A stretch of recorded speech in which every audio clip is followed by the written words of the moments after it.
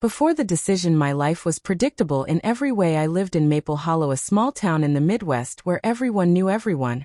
And the biggest weekly event was the Friday night football game. I worked at Harper & Finch accounting, a modest office tucked between the hardware store and the bakery on Main Street. Every weekday was the same: arrive at 8:15, pour coffee from the communal pot, crunch numbers until lunch, eat a turkey sandwich at my desk, and head home by 5:30. I'd been there for 6 years. I was good at my job, efficient, accurate, dependable. But I wasn't passionate about it. Most days I didn't think about passion at all. I thought about making rent, keeping my plants alive, and catching the latest episode of whatever show was popular enough for small talk. If you'd asked me back then how I felt about my life, I would have said it was fine, not great, not terrible, just fine.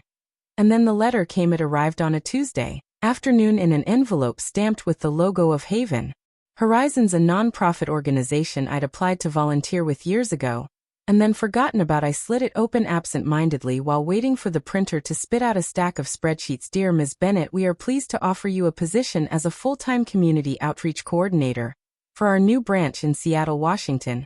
I read the words 3 times before they sank in. They were offering me a job, a paying job, not just volunteer work in a city over 2,000 miles away. The printer beeped, snapping me back. I shoved the letter in my bag before my boss could see my expression. For the rest of the day, the words swirled in my mind like snow in a storm. Seattle, new job, new life. That night I sat at my kitchen table with the letter and a cup of tea. Seattle was exciting, but it was also terrifying. I'd never lived anywhere but Maple Hollow. My family was here, my friends were here, my comfort zone was here. The job would mean working directly with underserved communities, organizing programs and advocating for resources. It was the kind of work that mattered.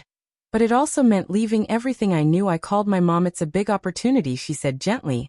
But only you know if you're ready. Was I ready? I didn't know, but I did know one thing: staying where I was meant more of the same. 2 days later, I emailed my acceptance. I didn't tell many people at first. I wanted to sit with it, to feel the weight of the choice before the world reacted. When I did start telling people, the responses were mixed. That's amazing, my friend Claire said, hugging me. Seattle, my coworker Darren frowned. That's a long way to go for a job you're not even sure about. He wasn't wrong. I wasn't sure, but certainty wasn't the point anymore. The next 6 weeks were a blur of packing boxes, selling furniture, and planning logistics. The town threw me a small going-away party at the community center. People brought casseroles just like they did for weddings and baby showers, because in Maple Hollow, casseroles were love. Saying goodbye to my parents was the hardest. My mom slipped an envelope into my hand as we hugged. For when it gets hard, she whispered. I didn't open it until weeks later when I was sitting alone in my new apartment in Seattle, missing home so much it hurt inside. Was a photo of us in the backyard laughing at something I couldn't remember, and a note: you are braver than you think. Seattle was nothing like Maple Hollow.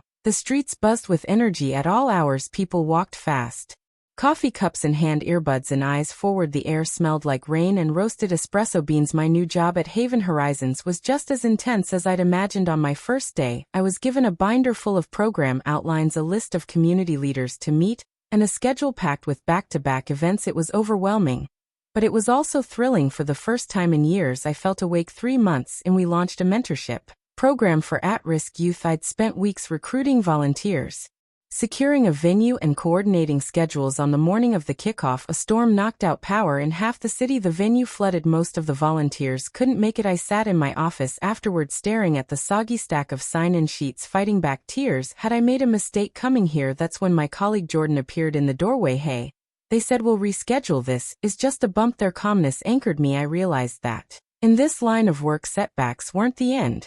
They were part of the process. Spring came, and with it our rescheduled mentorship program. This time the weather cooperated. Volunteers showed up in full force. Kids laughed and played games in the courtyard. A girl named Mia, shy and quiet, lingered near the snack table. I sat beside her and asked about school. Bit by bit she opened up about her love of drawing, her trouble making friends, her dream of becoming an animator. Weeks later she showed me a sketch she'd made of the event, complete with smiling faces and a big banner reading hope. That was the moment I knew I was exactly where I was meant to be. By the end of my first year in Seattle, I had a routine again.